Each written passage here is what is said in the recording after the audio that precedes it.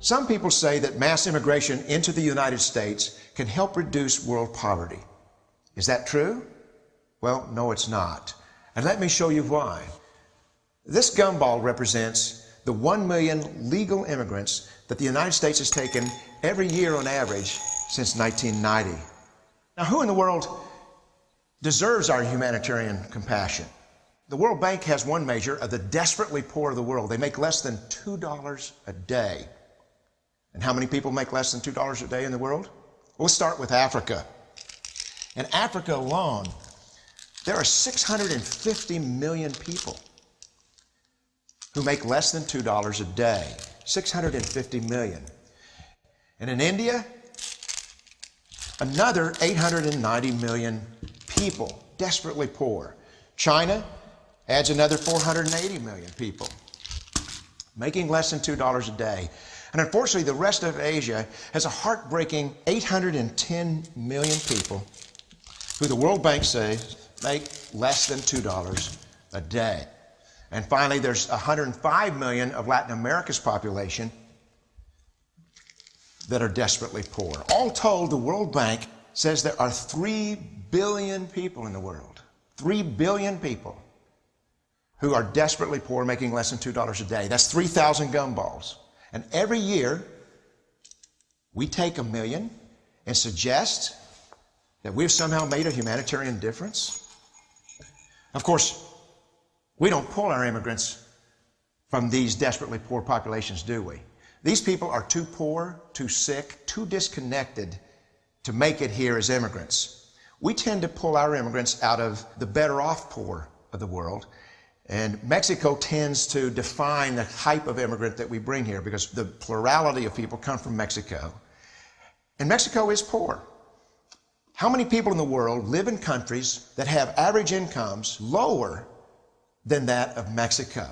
And the World Bank tells us that that number is these 3 billion plus another 2.6 billion people. 5.6 billion people in the world who live in countries with average incomes below that of Mexico. That's 5,600 gumballs. And so what is it that the elites are telling us? They're telling us that when we take this 1 million immigrants,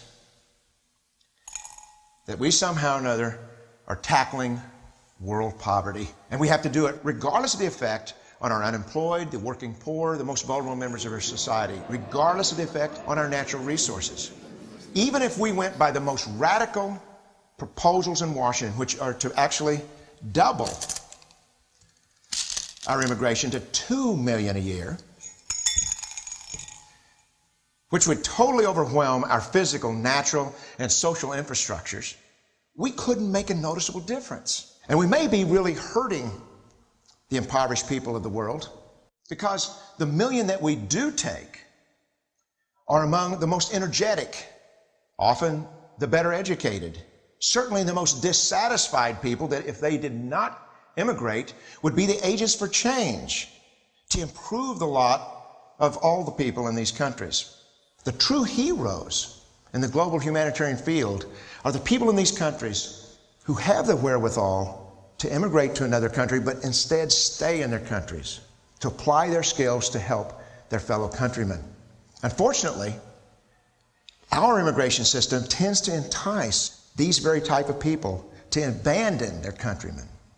The impossibility of making even a dent is actually worse than it looks here. Because last year, when we took 1 million immigrants, these countries added, births over deaths, 80 million more people into the impoverished populations. And this year, Congress is bringing in 1 million legal immigrants. And this year, according to the United Nations, these countries are expected to add another 80 million people. And next year, you can be quite sure that Congress, unless stopped by the American voters, will bring in another 1 million immigrants. And these countries, unfortunately, will be adding another 80 million people.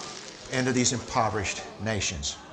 We could take 5 million a year, but we'd never get ahead of what's happening in these countries. Not in this century.